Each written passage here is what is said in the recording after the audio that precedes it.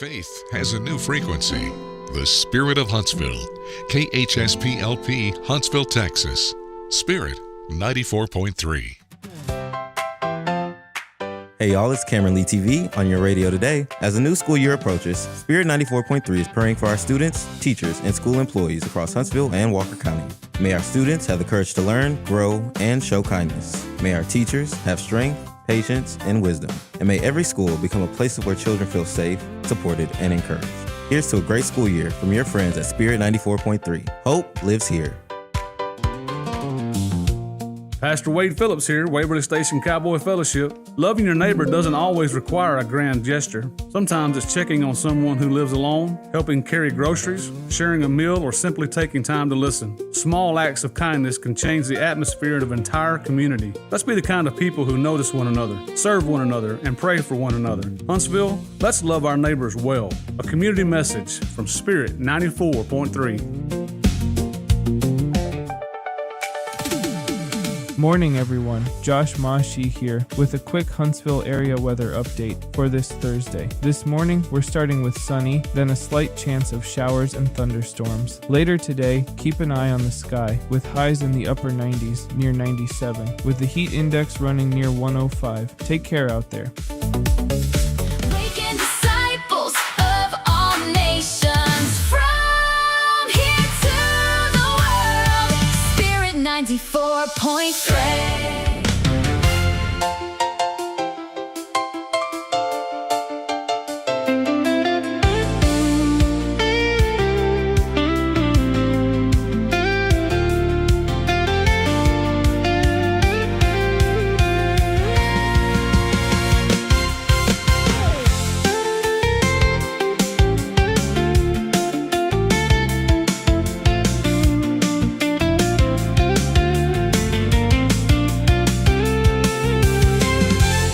All right. As we get rolling here on a thankful Thursday, it's 7:58. Thanks for hanging out with us. Always a joy and a privilege to be here. And welcome in as we are here, episode number 801. And I wanted to give a special shout out this morning to Huntsville Fire Department over at House 2 and House 4. As they came yesterday, many of the guys, I think we had about 12 guys, they brought the big truck and they parked it out here in front of First Baptist, and they came in and enjoyed some breakfast to help us celebrate our 800th episode yesterday. So again, I wanted to just say shout out to those guys and all of our first responders. And also, Jason, a very special heartfelt shout out to none other than our very own Molly Jeanette. Yes. So Molly had told me, she didn't ask, she told me. And when Molly tells you, you just do what Molly says. And she's earned that, at 21 years on this earth. At 21 years old, she's earned it. And Molly said, I'm going to make a list. And you go to HEB and you get all this stuff. And then you bring it to my house and I'll cook it for you. Oh, yeah. And so I said, okay. And so Molly, she put together a little breakfast for us yesterday. Also want to give a shout out, Jason, to someone that you know very well, also over at Care Center Huntsville. Jackie Barham came by yesterday morning and fellowshipped with us. Jason Thompson was here. We had Stacy Law and quite a few other folks just dropped by to say hello. And I was thinking, Jason, I would like to start doing that. Once a quarter, just invite people in, and it didn't cost much. That it's not even about the cost anyways. But I mean, it really didn't cost that much, and we had some folks, and I would love to do that. Just once a quarter, just invite people in and come have a little breakfast with us. Sounds good. Little fellowshipping going on. Yeah, I like it. Well, hey, we do want to welcome again all of you in. Thanks for hanging out with us here, episode 801 on this Thankful Thursday. Underwriting support for this program made possible in part by Elliott's Jewelers. By appointment only online at elliotsjewelers.com. Also, Huntsville Memorial Hospital Healthcare in Walker County, right off I-45. Their website, huntsvillememorial.com. And of course, here on this Thankful Thursday, couldn't do it without the generous support of First Baptist Church, a harbor of hope here in Huntsville, and services on Sunday at 1045 online at fbchuntsville.org. Well, hey, there he is. You say there, here we are, but there he is, all by his lonesome over there. Good morning, Jason. Yeah.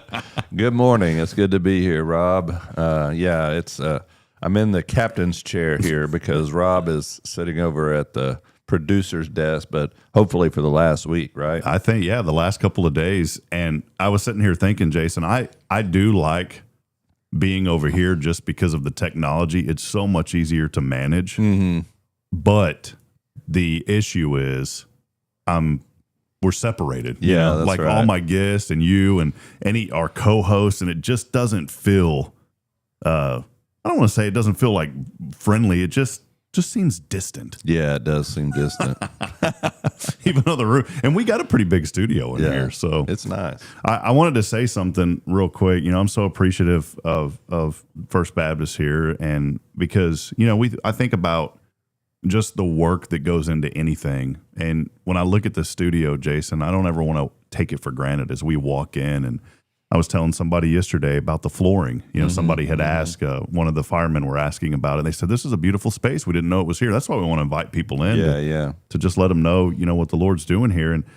And someone had mentioned the flooring. They liked the flooring. And, I was able to thank a couple of folks who donated that flooring. And I said, this community just steps up again and again and again. And we weren't even really asking. They said, we want to help. We want to be a part of what's going on. And, that's kind of a little inspiration to lead in this morning is think about the things that you are doing this morning, and are they making an impact? And if they are making an impact, people are going to notice, and people want to be a part of that. And we don't do things to make an impact to say, hey, look at me or whatever I'm doing, but we do things because we're called to do it.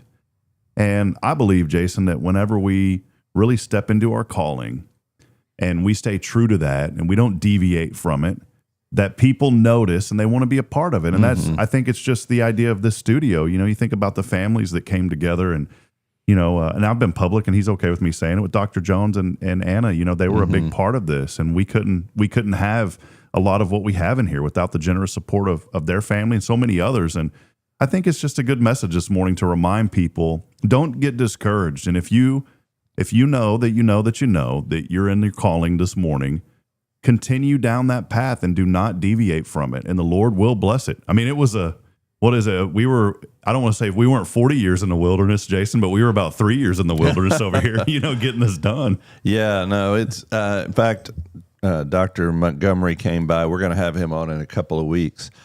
He came by yesterday, and I told him, I was like, you need to come on the show and talk about what God is doing. He's just an expert in history, and especially this area, the history of this area, and has a PhD in history. But he's working on something that on the faith of this area, and coming, it's 250 years, and we're coming up on September 11th, and he wanted to do a special presentation on faith and freedom. And he asked me to be a part of it. So I said, you need to come on the radio station. And he said, yeah, I want to do that. So we're going to have him on in a couple of weeks. And I said, have you seen the new studio? And he's like, no, I haven't. And so I walked him down here yesterday and showed him. And he was so impressed, because from where we were to where it is now, it's just a remarkable improvement. And it's something to be very proud of. And Rob, you had this vision, and we couldn't even put it together because we didn't know what needed to go where, but you knew what we needed and where to put it, and it's something really to be proud of. It takes we always say it though, it takes a whole community. Yeah, it does. And that was kind of what I was leading to this morning, is maybe there is somebody out there and they just feel like, I've been doing this for so long, and I don't feel like it's getting anywhere. I don't feel like I'm gaining any traction. And now, I don't want to lead people down the wrong path, because sometimes you may have a business idea that just don't work. If you're trying to open up a snowboard shop in Huntsville, Texas, I love you, but you're probably going to fail. Now, you could be a global distributor of snowboards here or snowmobiles here and sell them up north and ship them from here. But even then, I don't think it would make sense. So, but if I truly mean this, Jason, you've been in the ministry for so many years, and I know you look back at it and you think, if you think about all the years and all of the things that you've went through, but in some ways, I bet it feels like just yesterday you got started. And when I think about all of the things that we endure and that we go through, as long as we remain in faith and trust the Lord, and hey, I'll be the first to admit, man, there's been that I was riding that wagon on that trail, and that wagon wheel fell off several times, and the wagon started rolling down a different hill.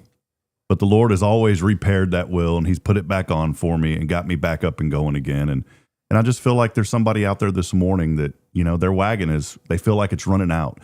I woke up the other morning, Jason, and I'll be honest, I didn't tell you this, and I was waiting for this show to tell you this. And this isn't about me. I don't want to make it that, because I think that there's somebody else that may be thinking like this.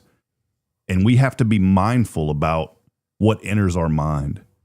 I got up a few weeks ago in the morning, Jason, and the first thought that popped into my head, I kid you not, the very first thought that popped into my head is I said, I've ran my course here in Huntsville. I said, I just don't know what else there is.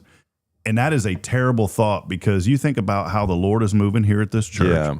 And here I'm admitting this to my pastor. But I want to be honest, because I feel like all of us go through a season to where sometimes we wake up and we feel like, man, I just don't know. I don't know where I'm at or what I'm. And it was one of those weird, like blurry mornings. And I think sometimes when we go to sleep at night, we may be exhausted, or we have a dream, or we wake up and we just feel disoriented. That's the word I was looking at. Like I was disoriented when I woke up. Mm-hmm. But in that split second, Jason, I kid you not, as soon as that entered my mind, I said, no, that is a lie of the enemy. Mm-hmm. And you've warned us as staff about this, that the more that we work for the Lord and the more things that we want to do for the kingdom, the enemy will attack us in so many different ways. And that was an attack of the enemy. And if I'll be honest, my friend, if I would have never met you, I wouldn't have identified that thought as an attack of the enemy. Mm-hmm. I wouldn't have thought about it. I would just think, okay, well, maybe there's something else. But you've helped me in that, and I wanted to thank you for that. And you've helped so many. And I think that's a word for so many people this morning, because maybe they're waking up and they're saying, I've ran my course. Mm-hmm. Or that's all. I don't know what else there is. And that is a lie, because then I fast forward, here we are, 2 or 3 months later, or a little bit later after that thought that I had, and the Lord has done so much more. Mm-hmm. And I realized that, man, we're only like 0.01% where God wants us to be. Yeah. Does that kind of make sense? I'm not rambling on about it, but it was just one of those things, It makes total sense, because I was there not too long ago myself. I don't know if I told you about this or not, but I think the enemy makes us question our validity so many times about is what we're doing really mattering? Would my time be better spent somewhere else, doing something else? And I struggle with that all the time. I mean, being a pastor is it's a very rewarding job, but it also is very taxing, not only on you mentally, physically, but also on your family. And people don't realize that, I think, a lot of times. And so I was dealing with this just a few months ago as well. Like, okay, what am I doing? There's things in my life that I need to change. Because we were talking about this before the show, just trying to make ends meet, and have 3 kids in college, 2 that are going to be juniors in high school are juniors in high school this year, and I have 4 kids on the insurance that are driving now, and and the insurance prices in the last couple of years have gone up like 30%, and everything is just insurmountable. It seems like just building. Like going to my wife, and we're praying about it, because I think it happens to us all. We get to that point where we just feel like are we running on the rat wheel of life? We just spinning our wheels, and I think we really. It's a red flag, I think, a warning to us that, hey, we need to stop, reevaluate. And we went to that conference, and that was one of the best things for me a couple of weeks ago, just going there and really thinking about, am I doing what I need to be doing spiritually, first of all, and then reflecting on the impacts we have made. And then we talked about this in our staff meeting about focusing on the things that bring us the most joy, but also that we're most gifted at. I read a book several years ago that talks about in the book, it says basically, and this is just to kind of make an emphasis the way it's worded. He says, ignore your weaknesses. Now, he doesn't just mean totally ignore your weaknesses. What he means is focus on the things that you're good at. Focus on the things that you know this is your calling, and do those things. And the things that you're not so good at and the things that drain you, find other people to come alongside and help you in those areas. And I think that is so important, because a lot of times we're told to do exactly the opposite. Look at our weaknesses and really work on those things. And I can see the value in that, but also there's certain things that you're totally gifted at, and you need to work on those areas to go from good to great, to being the best. And I think you're a perfect example of that. Just sometimes in life, every one of us can get distracted by things that really don't matter. And then it's time, and I found in my life, you have to stop, reevaluate, maybe make some changes. We were talking about our health earlier, just your health in general. And maybe that means taking a break and then just getting away and pausing and focusing on gratitude. And I think that can help us all to kind of really take inventory of where we are and where we want to go. But there's no doubt, Rob, that what you're doing and, what we're doing as a staff and what we're doing here, sometimes we can feel like we're treading water, but there's no doubt we're making an impact and about what God is doing, even in this radio station. It's inspiring when you stop to think about, hey, we get the opportunity to scatter seed. Where those seeds land, we may never know on this side of heaven. It's not till we get to there that we see all the impacts that the little things that we did along the way made a difference, and the lives that have been changed through the Holy Spirit, through us and the work that we do. That, hey, we might not ever know that someone's lives was changed because of something that you said on the radio or something that was done. And now that person goes on to have a fruitful ministry and a fruitful life. And so I think it's really easy for the enemy to get us overwhelmed and discouraged. And that's one of the biggest tools of the enemy is discouragement. And when those times come, we need to recognize those times and then pause and reevaluate.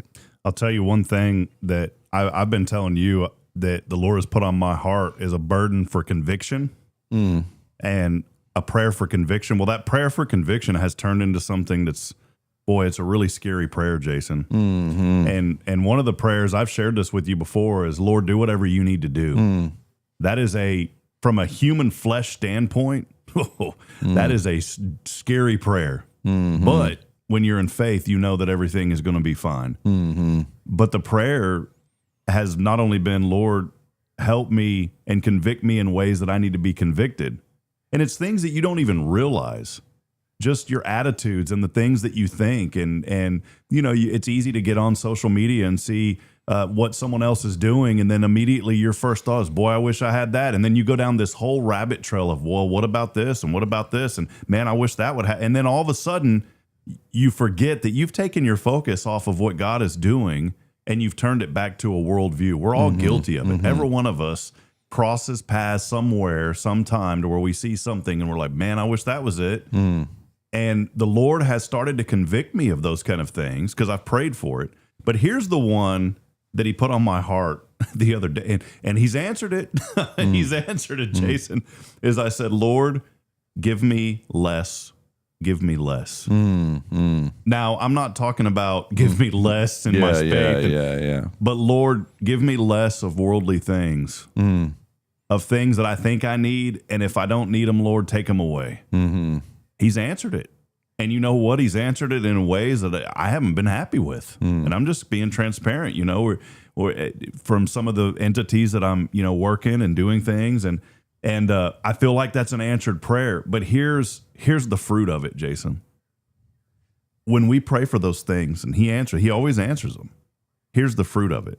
That now it's motivated me to look in other areas, to try something else and to do something else, because we get to a point in life, and we've all been guilty of this too.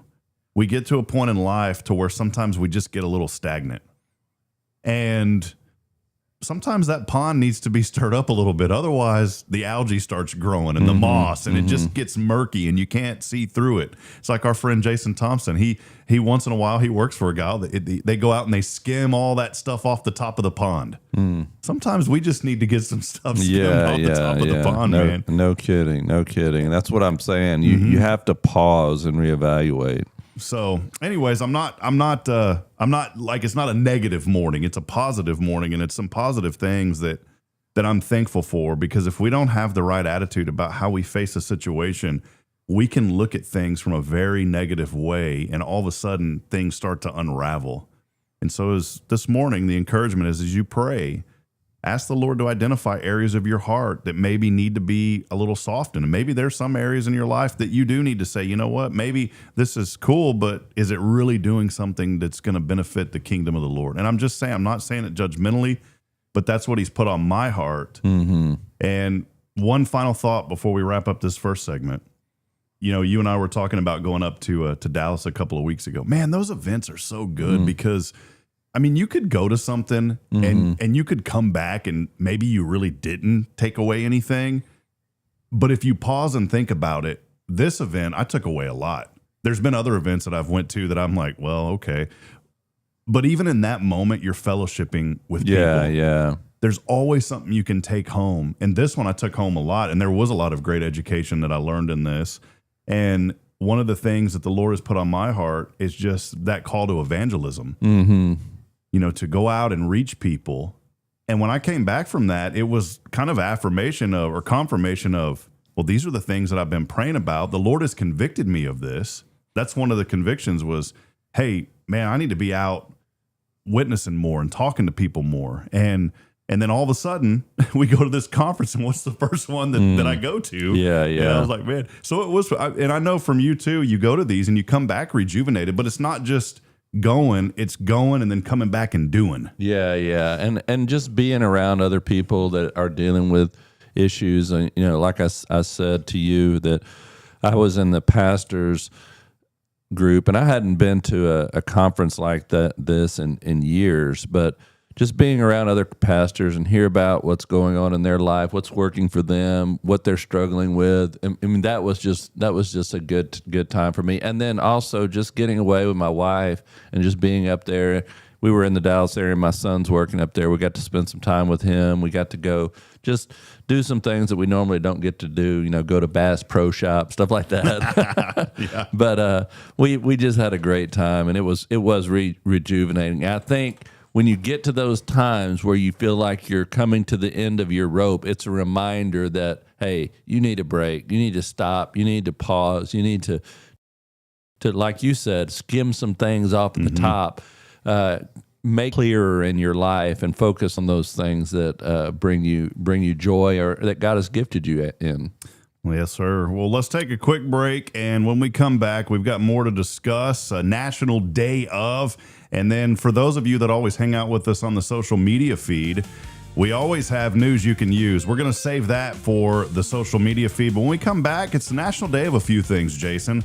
And boy, some of these I'm excited about. I may be making a trip down to Montgomery for one of these today. All right. So I'll share that with you when we come back. Stay with us. More to come. And also on the social media side, snakes. Possibly something to do with snakes, Jason, a little bit later. Yeah. So we'll take a break. A lot coming up here on Good Morning Huntsville. Stay with us. As always, our Thankful Thursday is underwritten by First Baptist Church, a harbor of hope, online at fbchuntsville.org. Stay with us.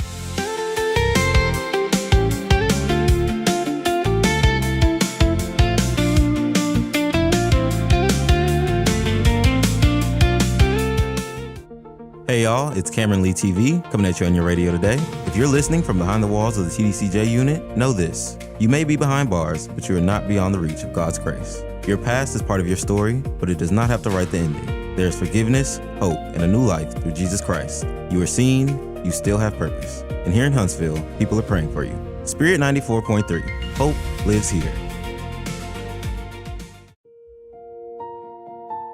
Every day, correctional officers and staff across Huntsville walk into demanding jobs most of us will never fully understand. They work long hours, carry tremendous responsibility, and help protect their units and our community. Today, Take a moment to pray for their safety, strength, wisdom, and families.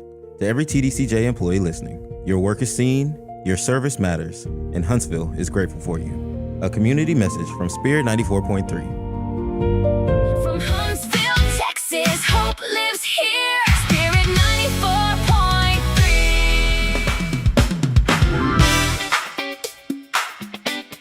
I feel like we should be doing La Bamba or whatever. You remember that back in the day? I like it. High energy.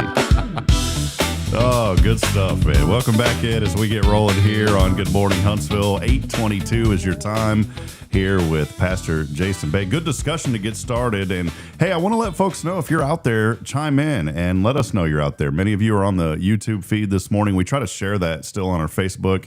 We should be back live streaming at the end of this month on Facebook, but we are sharing the link. Comment in. Let us know you're out there. You can also, by the way, text us at 936-339-0139. Again, that text number this morning, as always, 936-339-0139. Let us know that you're out there. It's always joy and an honor whenever folks chime in and just say, hey, we're out here listening. And we do get a few of those from time to time. A lot of people joining us this morning, not just from here in Huntsville, but we always have connections. And it's really fun, Jason. I have no idea why, other than because Spirit Radio exists in other countries. They get us by accident, and they've stayed with us. And right now, as I am looking, we have 1, 2, 3, just online, 3 connections from Ireland. Mm-hmm. So I don't know any good Ireland greetings, Jason. Do you? I don't know any. Good day, mate. They're like, that's Australian. Top of the morning to ye. So we want to welcome all of you friends in. And hey, if you're from Ireland this morning, just like our friend did, Fiona, back in the day, she emailed us to let us know she listens. Let us know you're out there. Email us, victory@spiritradio.fm.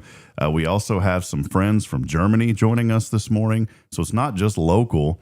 And we always have a connection from Washington, D.C. I joke and say that's the federal government always listening to our stream. And then, of course, many of you here in Huntsville. So welcome back in. Jason, I teased something a little bit. I said Montgomery because I'm not promoting them, and I won't say their name because I don't want to promote them here on the radio. But I will say this. There is a really good steakhouse in Montgomery. A lot of people don't know where about you're it. going with this. I know where you're going with this. Well, that particular steakhouse has cows right there in the back pasture. You just pick one out, huh? You just go back I want there. the black one. That poor thing looks at you and tears running down its eye. But you go back there. No, you don't. But they do. I mean, the meat comes from their own cattle. And it is some of the best steak that I have ever had in my life. And as I saw something today on the national, what is it? Yes. Today is my favorite day because I'm looking at food and I'm trying to lose weight, and I've got a meeting tomorrow with a dietitian, Jason. I'm trying to get healthy. I'm not talking about it. I'm going to be about it. But today, National Filet Mignon Day today. Yes, National Filet Mignon. Do you enjoy a good filet? Brother, you don't even know. When it comes to filet mignon, this is what I wanted to talk about, Jason. This is important. What is the proper way to cook and eat a steak? Many people argue about this. Yeah. Growing up, for some reason, like we talk about generational curses. Well, there's one in our family that started with cook your steaks well done. I don't know what great grandpa down the road decided that was a good idea, but I broke that curse in our family when I met my beautiful wife. Medium rare is the only way to go. Jason, I wanted to have this discussion. Yes. Well, Rob, it's not going to be a long discussion because I agree with you on this. Whenever I was at A&M, I was in the animal science department. And one of my favorite classes that we took there was a meats class. And in the class, we had to butcher a cow. We had to actually butcher a cow, a pig, and a sheep, and take that animal from processing it, to slaughtering it, to cutting up every piece of meat, and learning about the process in which you process meat. So in the process of doing that, I learned a lot about meats, and it was one of those very hands-on classes that I mean, you were in a group of like 3 people in each group, and you were assigned an animal and took it from the beginning to when you see it in the grocery store. And I will say that I learned a lot about different cuts of meat, but I learned also that, when you cook something well done, what you're essentially doing, or when you order a steak well done, what you're essentially doing is cooking out the fat in the meat, which is what gives it its flavor.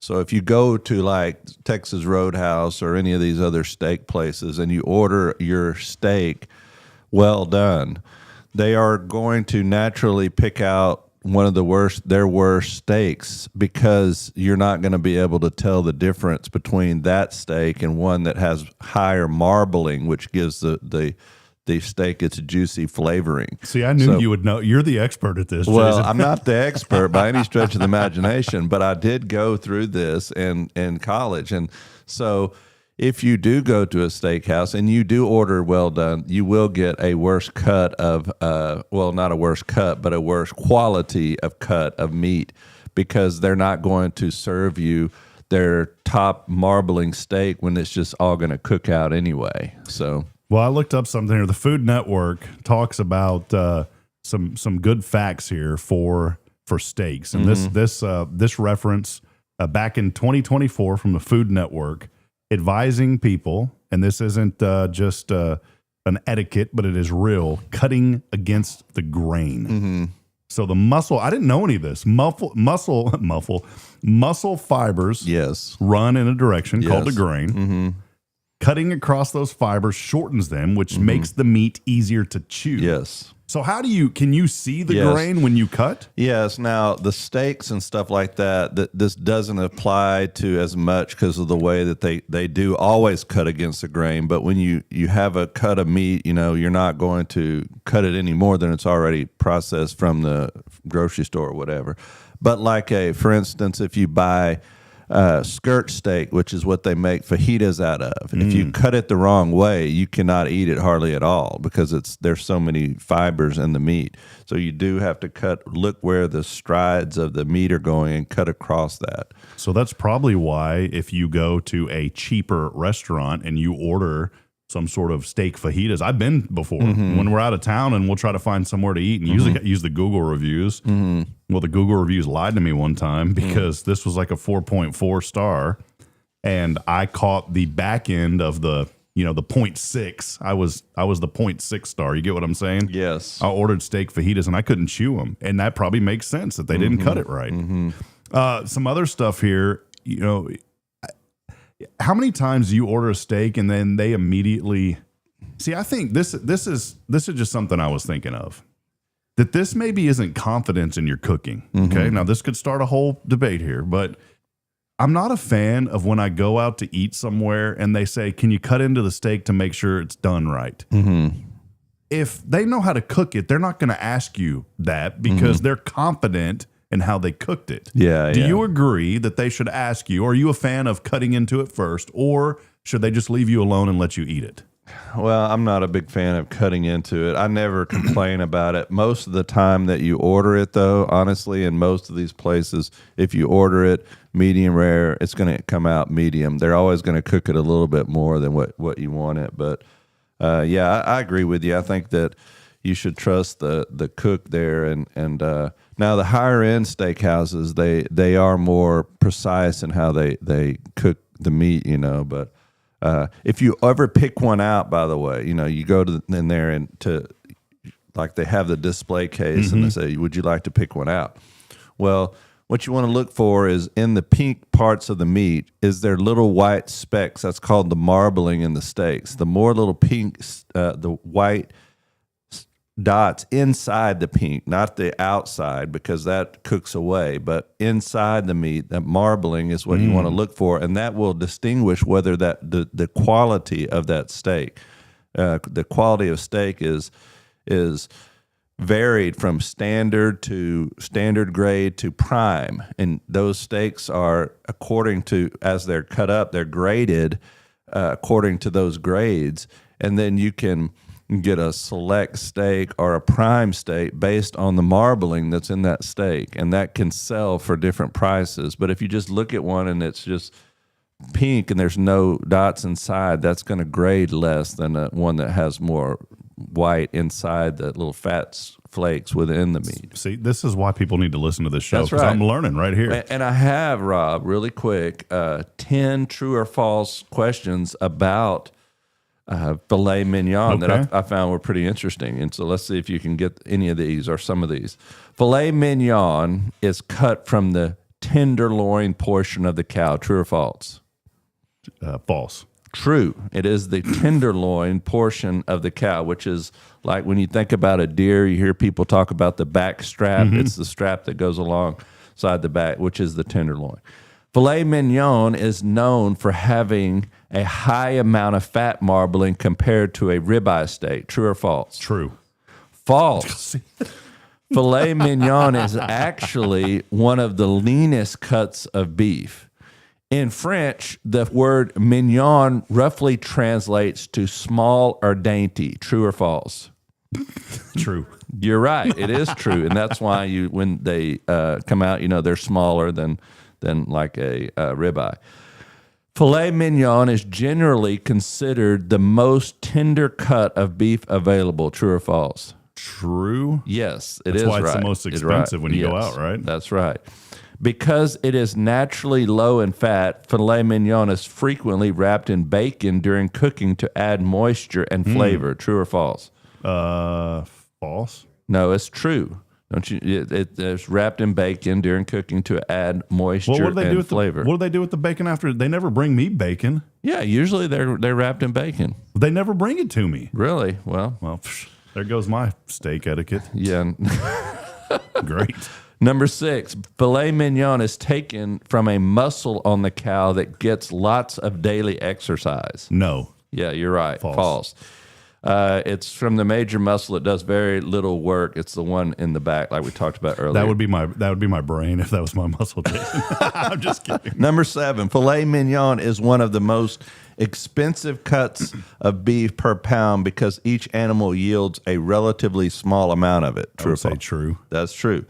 A T-bone or porterhouse steak includes a piece of the tenderloin or filet mignon on one side of the bone. True or false? True. Yes, it is true.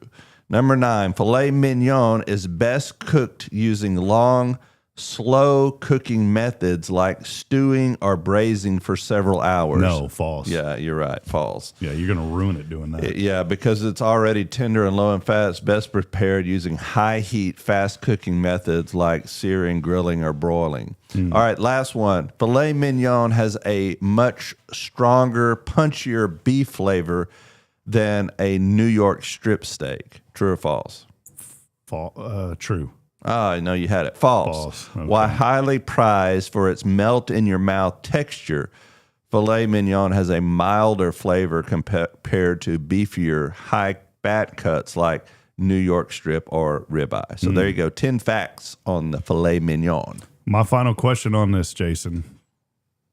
If it's a really good steak, you shouldn't have to put any sauce on it. That's true. That is true. Absolutely. And I think some steak restaurants are offended whenever you ask for the Heinz 57 or some other kind of steak sauce. Hi, partner, can I get a little A1? Yeah, just like some places, some restaurants are offended when you ask for salt or pepper because it's an indication that they feel like you're saying they didn't season it well enough. I'm not I always like a good steak. And there's several places that I can eat at that I don't need steak, but I still like to put something on it. Mm-hmm. And Bridget got me hooked on this years ago. I always put horseradish cream sauce on a steak now. Like I'll dip it in it. I need to try that. I haven't tried it's so that. good. And you'll go out to eat and you'll even, most like higher end steak places will know what you're talking about. Mm-hmm. But then you'll go to some other place that maybe they still have good food, and I'll ask the new server, and God bless those servers because that's not easy work, especially on Sunday at 12:30. But I've been. This has happened several times. I said, hey, can you bring out a little horseradish cream? Well, we don't have that, sir. And so then, and here's why it's always important to ask the next question. And see, this is a little inspiration this morning too, for anything in life. Don't just end the conversation. Ask the next question. Mm-hmm. So the next question, when I always hear this, and it happens more frequently than not, well, do you have any horseradish? Oh, yes, sir, we have horseradish. Okay. Do you have any sour cream? Oh, yes, sir, we have sour cream. Okay, perfect. Can you bring me both of those, please? Make it yourself. Yeah, just make it myself right there. I went to a restaurant once. They had both, and the server said, "Yeah, well, we just don't have the resources to put that together." I said, "Then just bring it to me, please." You don't have a fork. Yeah, like they didn't understand.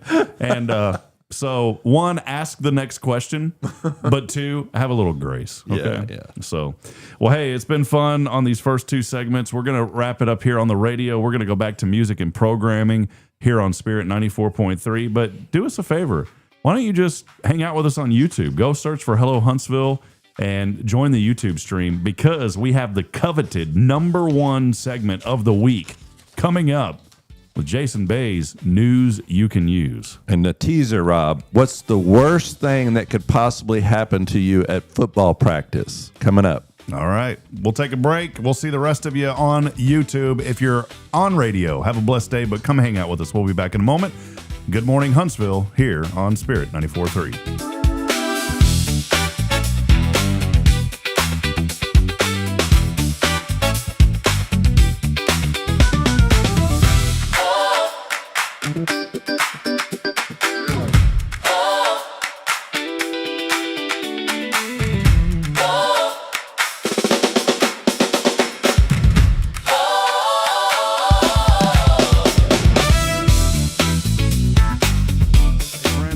Media and Community Outreach Minister here at First Baptist Church, Huntsville. Let me ask you, when's the last time you felt real hope? Maybe it's been a while since you've been to church, or maybe you've never felt connected to a church at all. Well, friends, that's okay. Here at First Baptist, we're a harbor of hope, and we welcome everyone just as they are. We have programs throughout the week for all ages to come together, ask questions, grow in faith, and find the hope that only Jesus Christ can bring. Whether you're looking for a fresh start or a community to call home, we'd love for you to join us. Come experience something real. For more information, visit fbchuntsville.org. First Baptist Church Huntsville, a harbor of hope. In this harbor of hope, we are safe inside. Are you ready for a better way to bank? Join Walker County Federal Credit Union today. As a member, you'll enjoy low-cost loans, no annual fees, and easy online access. We're not just a credit union. We're a community dedicated to your financial success.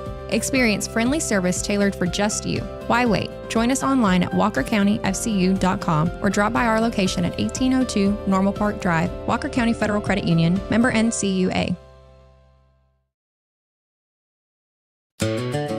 Hello, Huntsville. Imagine giving a Walker County child a brand new book every month from birth until age 5 at no cost to the family. Tomorrow's Promise Educational Foundation makes that possible through the Dolly Parton Imagination Library. Help us keep the books coming by joining us for Lasso Your Imagination, Boots, Barbecue, and Bingo, Friday, September 11th at the fairgrounds. Enjoy dinner, bingo, auctions, entertainment, and a night that supports local children. Learn more at yourimagination.info.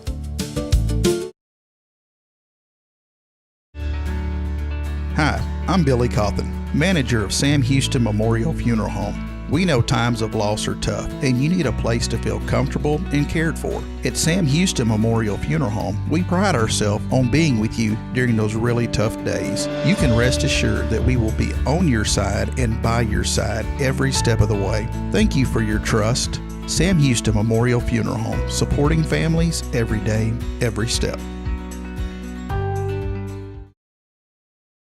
Hey friend, Rob Hipp here. I want to take a moment and brag on my friends at Elliott's Jewelers. If you're celebrating a milestone anniversary, they have a beautiful 14-karat yellow gold past, present, and future diamond ring that really tells the story right. There's 3 natural diamonds. They represent where you've been, where you are, and what's still ahead together. And that's what I love about Elliott's. They're not just helping you to buy jewelry, they're helping you mark an important moment in your life and help to make memories. And if maybe that specific ring, it's not the one for you, well, they have a large selection to help you find something that fits your story. Hey, go to their website. You can set up a private appointment online. It's elliotsjewelers.com.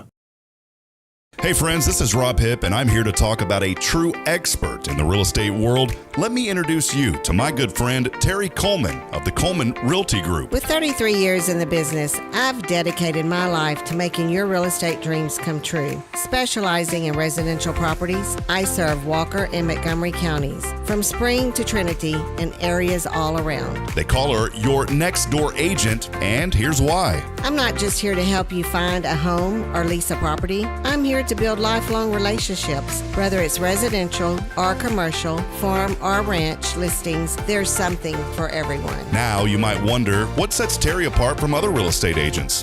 Well, it's simple. She goes above and beyond for her clients, like the time she surprised a family from California with a fully decorated Christmas tree and gifts when they returned from closing. You shouldn't have to compromise on the joys of home during life-changing moments. So, if you're ready to make your real estate dreams come true, here's what you need to do. Visit my website at myrealtorterry.com and let's make those dreams a reality. That's Terry Coleman, your expert in all things real estate. I'm Terry Coleman, your next door agent, and I can't wait to help you open the door to your new life.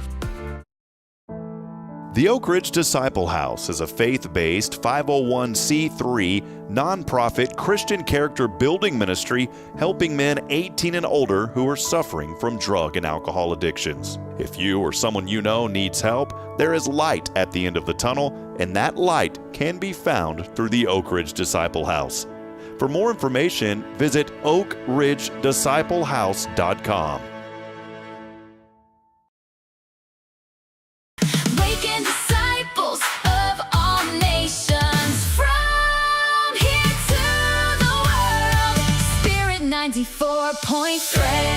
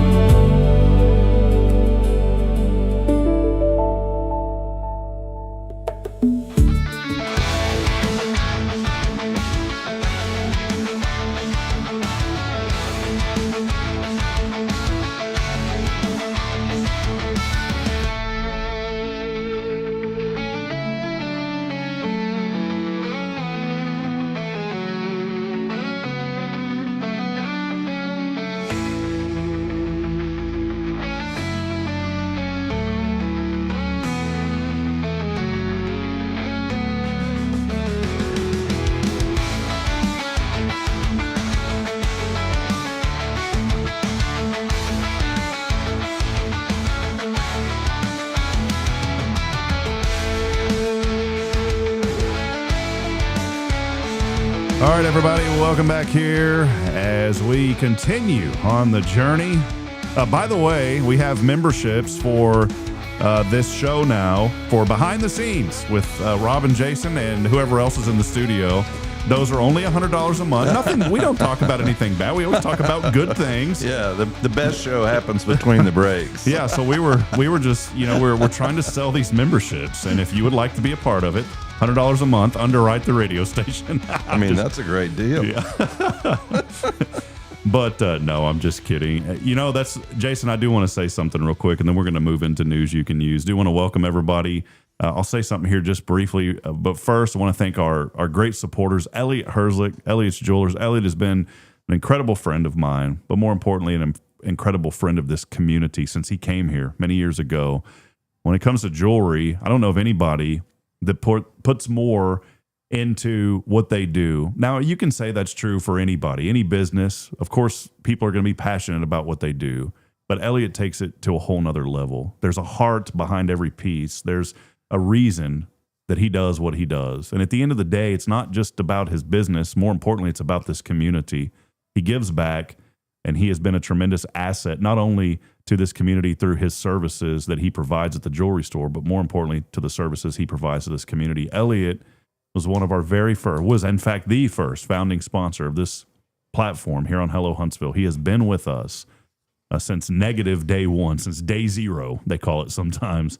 And I just want to give him a special thank you. And so as you think about jewelry, and we don't think about jewelry every day. We put on our wedding bands, or we put on a necklace, or we put on a bracelet. Many times we just put it on because it looks good, or, as a wedding band, as a man, I always like to make sure I have my band on. I take it off at night, but I always put it back on in the morning, and we don't think about it. Well, this morning, the next time you put on a piece of jewelry, think about it, and think about who's going to take care of that whenever you need to get it cleaned or when you need to get it repaired. And I want you to think about Elliot Herzlich. Elliot's Jewelers online at elliotsjewelers.com. Also, a big thank you to Huntsville Memorial Hospital. They are our streaming platform provider, helping us to reach people across the internet. We appreciate the generous support of Huntsville Memorial Hospital. They're online at huntsvillememorial.com. And as always, here on this very thankful Thursday, big thank you to Pastor Jason Bay, First Baptist Church. We couldn't do what we do without FBC. And I'll never forget, whenever I came on staff here, Jason said, well, look, we've got a little extra room, and if you ever want to bring the show over here, feel free to, because I wanted to be here. I'm so grateful for Paul Oley for providing our initial space, but Jason said, hey, if you ever need to move, and we were thinking about it. We had a couple of opportunities to move into some office space and maybe do a trade and some different things, but I'll never forget the morning that Jason Thompson and I loaded up and came over here.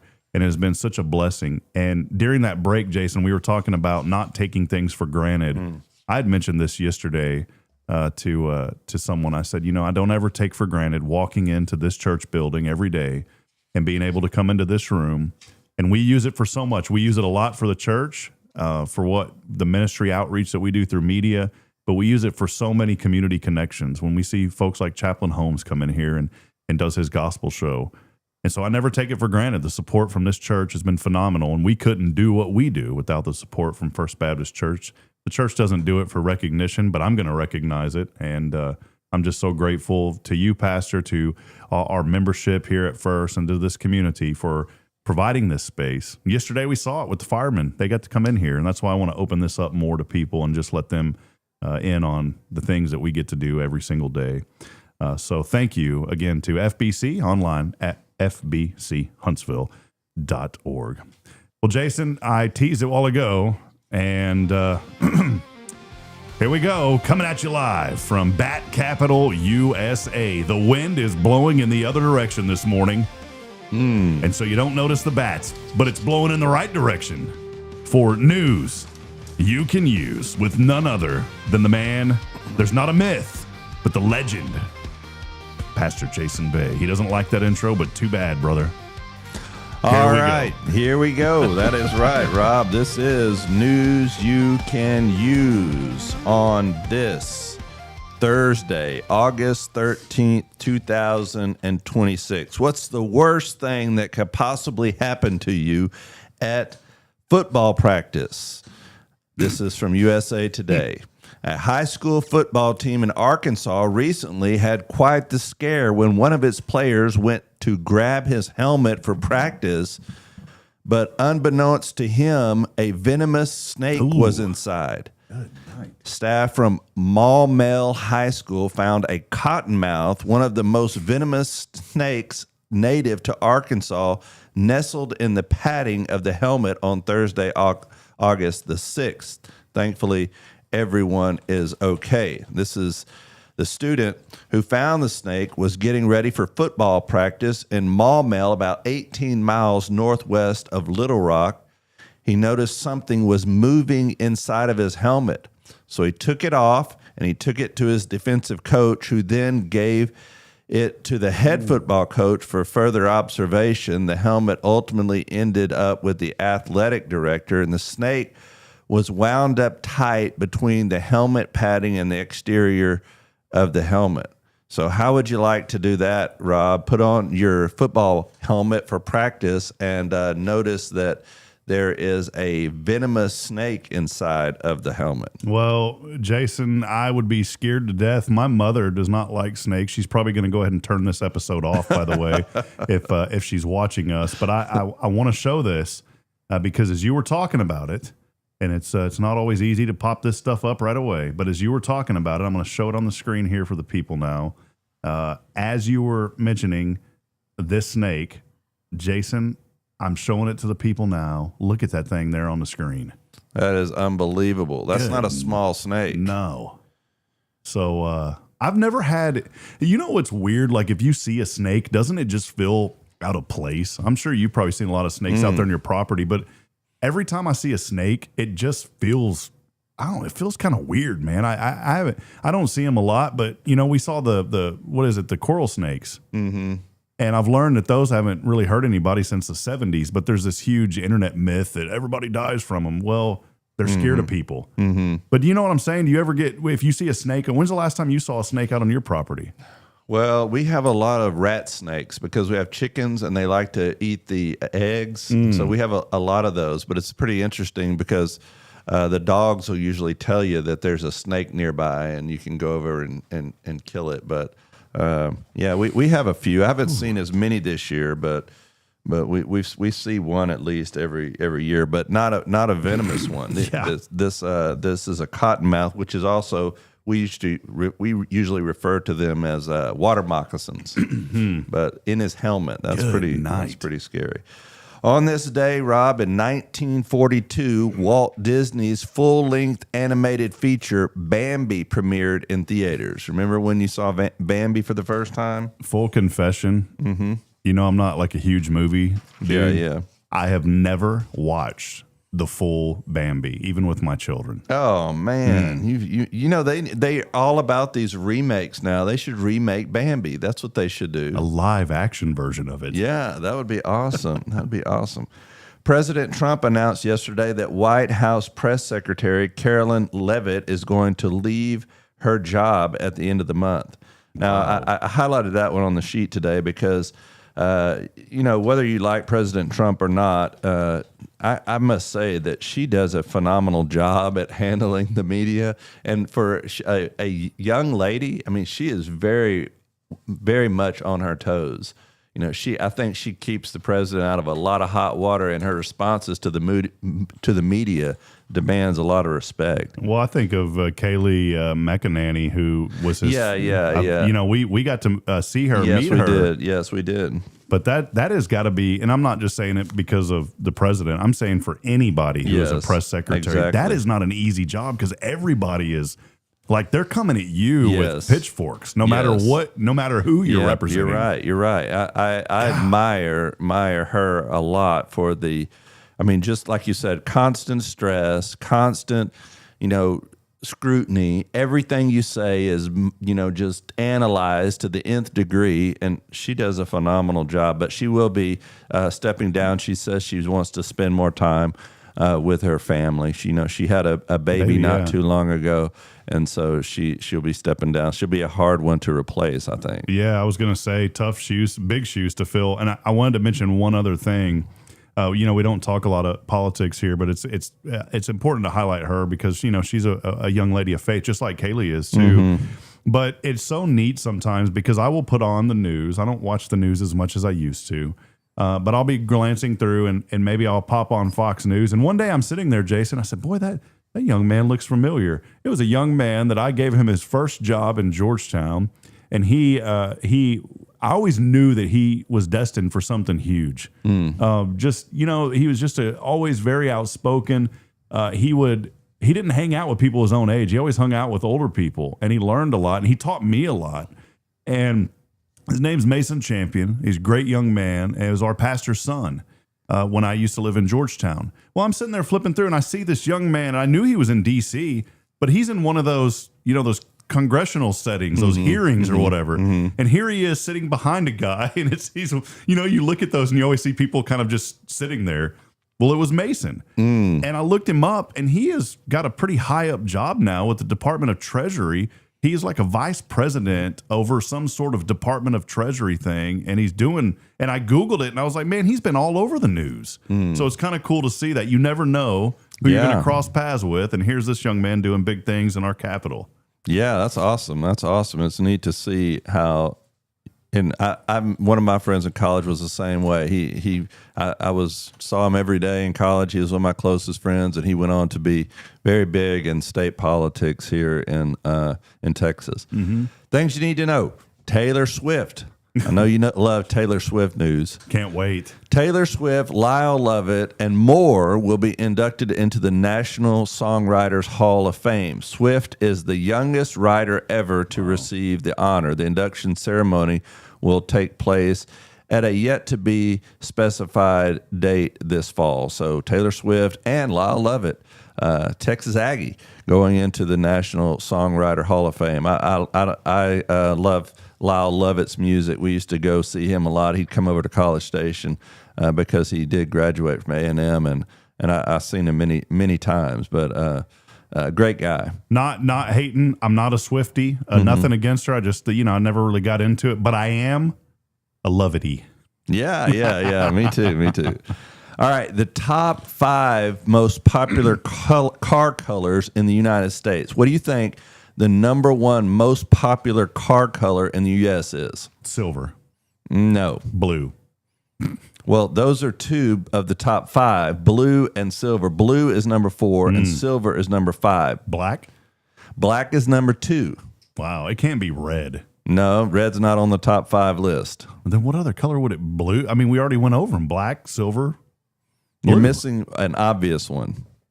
White? White is the number 1 most popular car color in the United States. So the order goes white, number 1, black, number 2, gray, 3, blue, 4, and silver, number 5. I wouldn't think white would be up there because they get so dirty so easy. Well, I have a white car, or a couple of white cars. I bought one for my daughter, but the only benefit of a white car, or one of the benefits as in being in Texas, is it's cooler, and also it doesn't it doesn't fade as quickly. Like if you have a black car, say, the sun will fade it out. You know what we need to reach out to the people. The people always enjoy supporting their pastor.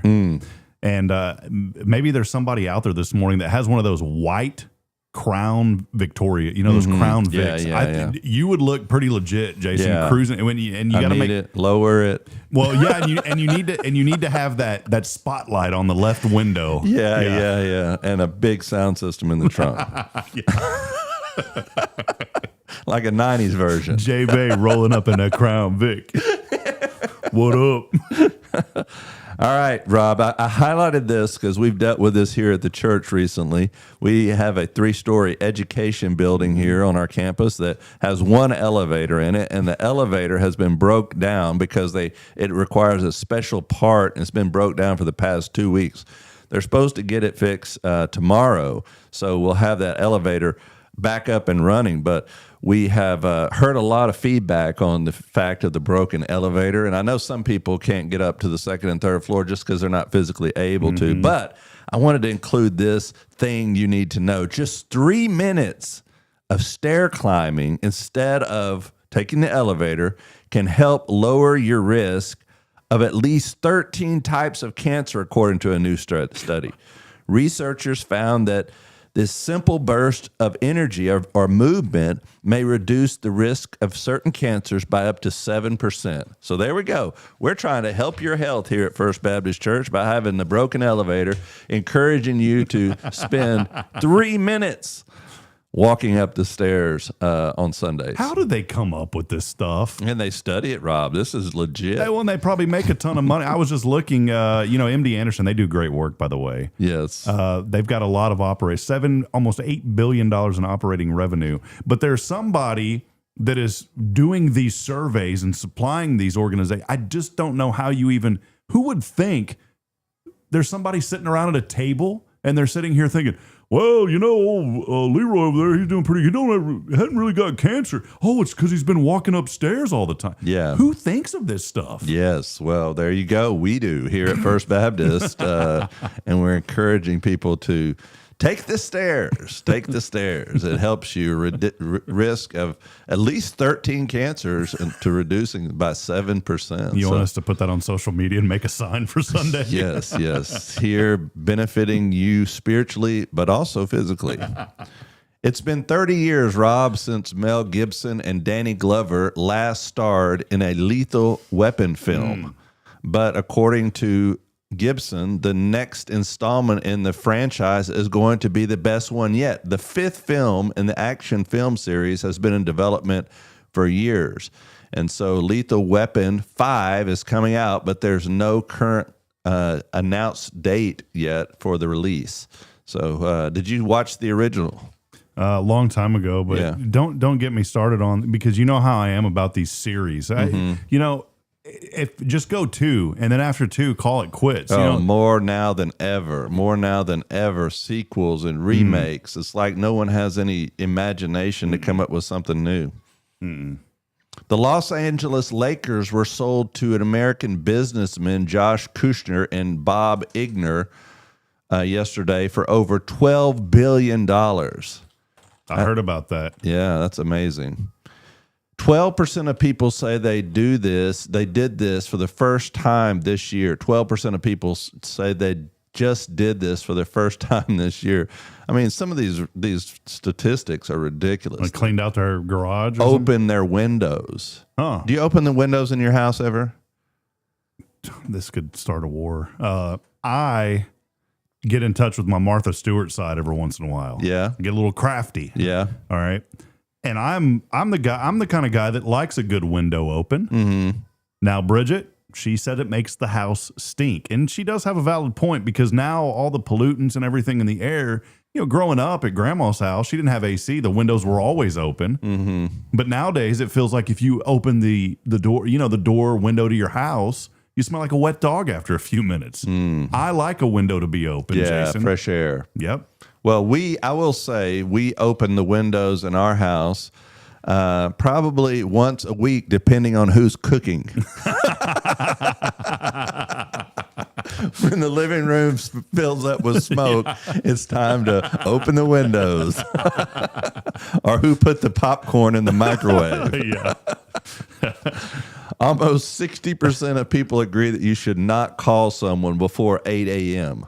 I agree with that. Leave them alone. Yeah, and it's not so much that people are not awake. It's that right before 8 a.m., you're typically running around trying to get things done or get the kids ready for school or, whatever. It's a very hectic time. 13% of parents say they look for fashion advice from their children. I don't go up to my son and be like, "Hey, how does this Caden, look?" I do. What should I weigh today? My daughter, teenager, what do you think about this? How does this look? And she gives they give you an honest opinion. Well, see, yours are older, so mine don't know that yet. One day you'll do it, Rob. One day you'll do it. All right, the average engagement ring today. I was shocked by this, by the way. What do you think the average engagement ring costs today? Now, this is the average. So, everybody's together. And by the way, I'll just give you, it's lower than I thought. See, because I was going to say like $6,000. It's lower than that. $2,500. Close, $2,300. Wow. I thought that was remarkably low for an engagement ring. And shout out to our jeweler. Yeah, Elliot's. Yeah, for if you need an engagement ring, there you go. I bought Bridget an engagement. My story, like we were slow and go on the whole process, and I'd bought her. We were engaged for like 6 years. And, finally, we said, okay, it's time. But we were engaged a very long time, and so I wasn't here when we got engaged. I wasn't in Huntsville, and so I didn't buy my engagement ring from Elliot, but my wife is one, you get the band too, I guess. And I didn't understand any of this. I thought, okay, I get the engagement ring, I'm done. Well, no, there's more. And now there's like the push present. Have you heard of those? The push presents? That's a new thing. That's when you're having a baby. Now you're supposed to get push presents. What does that even mean? It just means more things to shower people and to spend money you don't have. Okay. And so, but my wife, I learned that I had to get a band for her also. I didn't know this. Yeah. And we were in Huntsville. Well, here's the deal. I went to Elliot and I said, hey, is there anything that you can do to match? Man, he matched that ring perfectly. Wow. That you would think that band was part of the original part of that engagement ring. Isn't that cool? Awesome. Yeah, that's awesome. That's the quality of having someone that not only just buys jewelry and resells it, but can actually do it. You know what I'm saying? That's a fine art. All right, Rob, I wanted to, I have a lot more today, but I can't get to all of it, but I did want to hit this one. These are 22 businesses that are quietly dying because nobody under 40 uses them. Number one, typewriters. When's the last time you used a typewriter? God, I miss a good typewriter. We had a lady here in our office. She passed away a few years ago, but she would only use a typewriter, and she loved using that typewriter. What do we do with that thing? I think it's upstairs somewhere, but it was an electric typewriter that she loved to use, and we had to save that typewriter just for her. The problem with the typewriters now is you can't buy the ribbons for them hardly at all anymore. And my mom had a beautiful typewriter when we were growing up, and I loved that thing. And I used to type up a neighborhood newspaper on it, but it wasn't electric, so you had to hit the keys pretty hard to get it to swing it up there. But if you hit it too hard, it would actually make indentions in the paper, so you had to get it down just right. And I'll remember when she got that thing down, and she said, "Son, I'd like for you to to use this and play with it." I said, "Okay." And I was a little bit older, I was probably like 8 years old. But we couldn't find ribbon for it, so we had to. The local print shop back in the day, they actually was able to buy the ink where we re-inked the ribbon. Those were the days, man. Yeah. I remember the typewriter that we had. I loved playing on that thing. I loved to hit like 3 keys at the same time. They'd all go up there together. And then you'd undo them. Yeah. All right, next, cable TV subscriptions. Yeah, gone. When was the last time that you had any kind of like direct TV or cable TV? Probably a decade ago. I switched to YouTube TV and first I was using TiVo over the air. Yeah. I had a TiVo box over the air. Right. Antenna. And I didn't realize, I always thought you had to have the antenna outside. Yeah. I learned that those signals actually. HD signals. Well, yeah, and they go through wood, no problem. And so I put the antenna, I mounted it inside of our attic when I was in Georgetown. We picked up 50 channels up in the attic. And so I TiVo'd it and we were good. But then, YouTube TV came. That was when it was $49 a month. And we've never went away from YouTube TV. Yeah, we are on YouTube TV. I had to convince my mom about probably 10 years ago now. Hey, just go, you can share my subscription. Her place is right. Her house is about 100 yards from mine.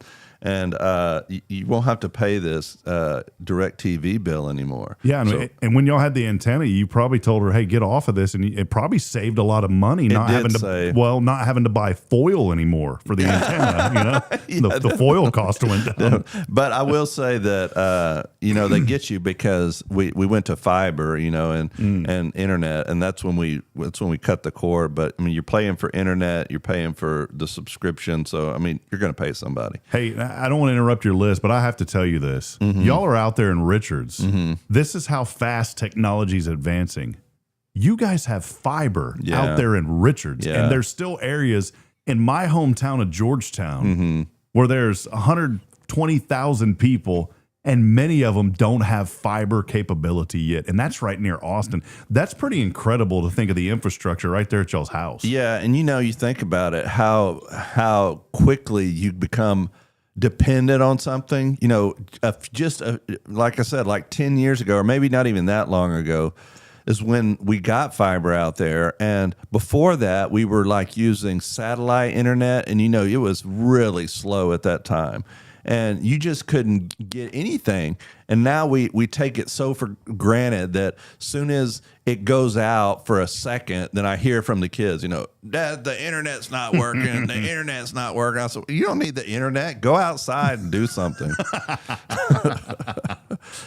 Cobblers, that's another one. Shoe cobblers. You know how hard it is to find a good shoe repair outside of a large city, someone once wrote. I used to do that all the time, take my boots and have them resold, and boots would last you another 5 years if you bought a good pair of boots. But yeah, it's hard to find a shoe repair shop anymore. People just throw them out. Now you can get them on Temu shoes for $15. So we had a good boot guy here and right down the street, and then unfortunately, he had to shut down shop. Wasn't getting a lot of business. Yeah, I remember that's the one I probably took mine to. Bowling alleys, one by one, they're going away. We see that in our own community. Dry cleaners. Someone wrote print media of any kind. Everybody had a printer back in the day. Now fewer and fewer printers that are even available. You just email stuff, text things, digital files. Less and less. There is an argument I have on dry cleaner. Mr. Fox here does awesome work. I think the world of him. But it is expensive using dry cleaning, and I haven't did it in a long time because of this one deal. My dryer has a wrinkle-free cycle on it, and you know what it does? You hook up the water line to the dryer, and it sprays a mist inside the dryer. And you run it for 20 minutes, and it de-wrinkles your clothes. I put my suits in there, and it de-wrinkles them. Awesome. So it's not the same as dry cleaning, but it's cheaper. Yeah, no kidding. You got to do what you got to do. Okay, here's just a couple of more. Department stores in general. I mean, we've seen that here in Huntsville as our JCPenney's and everything at the mall eventually shut down one by one. Casinos. Is Gen Z going to a real casino or mostly just gambling online? Oh, I've had to go to casinos for like events and conferences. And please, God, if you have a major business, quit hosting your conference in a casino because you get to these meetings and you can take your fingernail and peel the cigarette smoke because you got to walk through these areas. Whenever Sam Houston was in the WAC, the Western Athletic Conference, their tournament was in Las Vegas. That's where the gym was. It was inside of a casino, Jason. And we would walk from the room to the gym, and I was sitting there hacking up a lung because of all the secondhand smoke. Back in the day. The players were all trying to get on the court. All right. Postcards, just like going to the grocery store, you used to see those little racks with postcards like greetings from Texas or whatever. You don't see that anymore because hardly anybody sends snail mail anymore. You know what I'm saying? Back in the day, those postcards were everywhere. Love to get them too. Yeah. And last but not least, churches. That's a tough one. Yeah, I know. But it's true. They say that like 4,000 churches close every single year. And especially, we don't see that as much here in the Bible Belt, but definitely up in the Northeast, they see a lot of churches closing. So those are some things that are quietly going away. And unfortunately, one of those is the churches. But I think it we're seeing a reemergence of some really strong believers in churches that do ministry maybe differently. And I had one quick thought process on this, and we'll wrap up because I would love for you to chat about this Sunday coming up, Jason. As we normally take a break, but we'll end it here on this segment. But I did have something I wanted to say just to anybody out there listening too. I thought about the church thing because I've been thinking about that. You hear of this all the time. And I'm so grateful for our church here at First. And this kind of segues in because we're going to talk about this Sunday here in just a few moments. But that is the news you can use. Thank you, Jason, as always. I've seen it, and you've seen it being in ministry where somebody will have an idea and then a disagreement, and then they think, well, I'm just going to go do my own and I'll do it better. If more people would...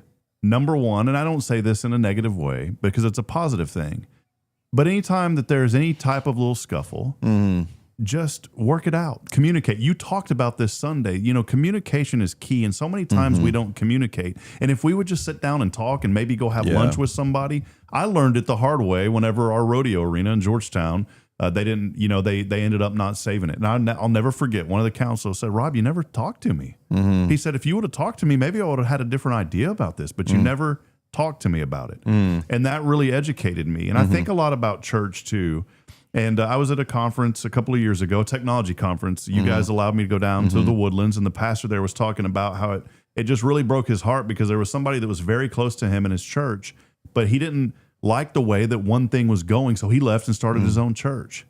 And I think that if we're part of a body of believers, and we're blessed here at First Baptist, from your leadership down, Jason, and it all starts with the Lord, but you have created a culture to where you empower and release. You empower and release. And I think that's important in any church. And we see it in the Bible.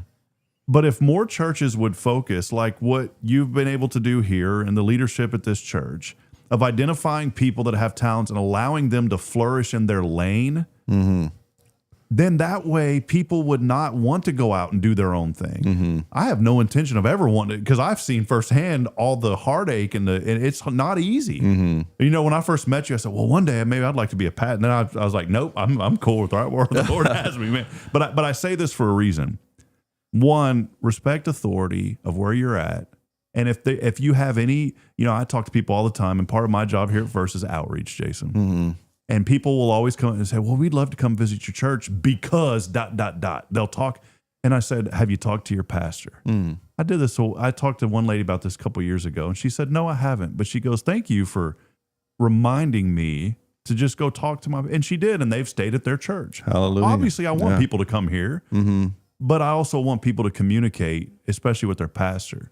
And if we create an environment to where people can thrive, then it all works out. And I think that's why we see all of these churches closing, because people get into a disagreement. Yeah. They go do their own thing because they think that they're called to do this, and then it doesn't work out. I had a friend, same thing happened. He decided, I'm going to go out and do my own church in Austin. He was a great guy, but his calling was not to be a pastor.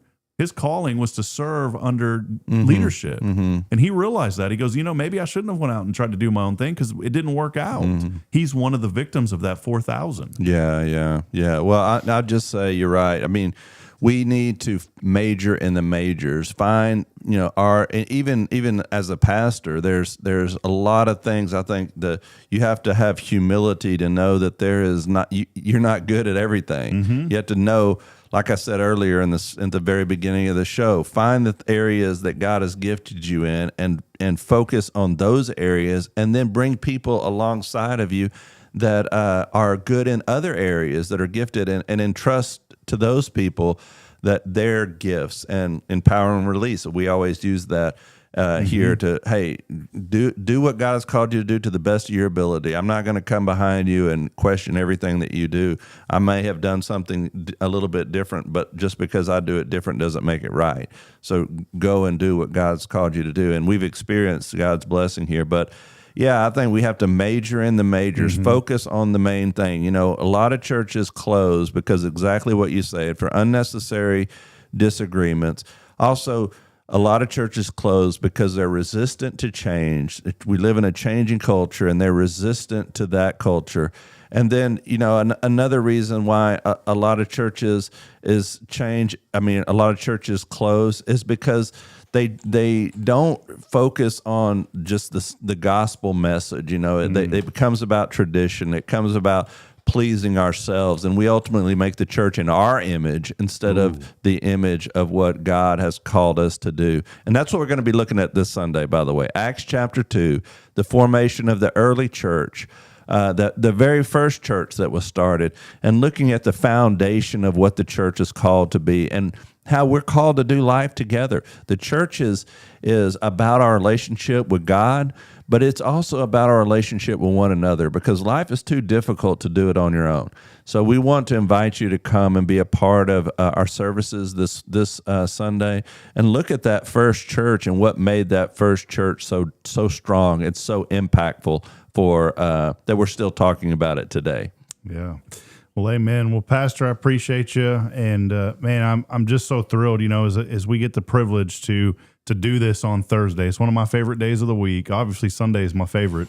But I'll tell you, I'm just so thrilled at what the Lord is doing. And I want to encourage people to come and be a part of our family here at First. And we always say this, Jason, and you talked earlier about taking things for granted.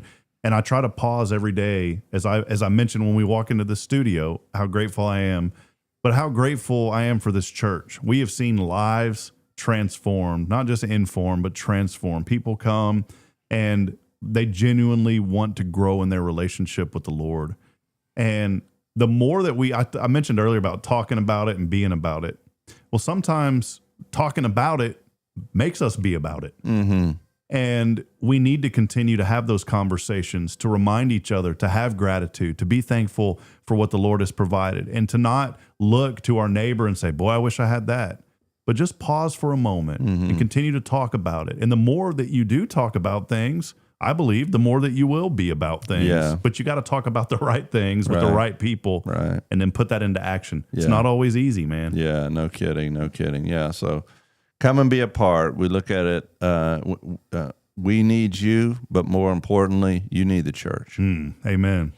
Well, that will wrap it up. Jason, thank you, my friend. I know, as always, you got a busy day, a lot going on, and we are so thankful for all of our audience. I want to thank all of you for joining us, as usual, and being a part of this program. 801 episodes, and we hope to go another 800 plus as we continue promoting and celebrating the good right here in Huntsville. For Pastor Jason Bay, I'm Rob Hipp, reminding you this morning that we're not strong enough alone to make it on our own. We need each other, so please provide a word of encouragement, lend a hand of support. I promise somebody out there needs you. Jason, appreciate you, brother. Have a blessed day. You too.